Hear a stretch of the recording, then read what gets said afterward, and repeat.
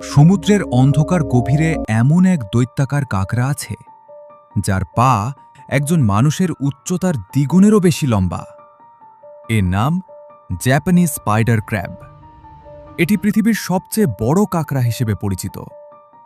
একটি পূর্ণবয়স্ক Japanese spider ক্র্যাবের পা এক প্রান্ত থেকে অন্য প্রান্ত পর্যন্ত প্রায় ৪ মিটার লম্বা হতে পারে, অর্থাৎ একজন মানুষের উচ্চতার দ্বিগুণেরও বেশি। এরা জাপানের উপকূলের গভীর সমুদ্রে বাস করে, যেখানে আলো খুব কম পৌঁছায়। দূর থেকে দেখলে এর লম্বা পাগুলোকে বিশাল কোনো মাকড়সার পা বলে ভুল হতে পারে, আর সেখান থেকেই এসেছে এর নাম স্পাইডার ক্র্যাব। যদিও দেখতে ভয়ঙ্কর, এটি আসলে বেশ শান্ত স্বভাবের। বেশিরভাগ সময় সমুদ্রের তলায় ঘুরে বেড়ায় এবং মৃত প্রাণীর দেহ খেয়ে থাকে। আরও অবাক করার বিষয় হল, এই দৈত্যাকার কাঁকড়া ১০০ বছর পর্যন্ত বেঁচে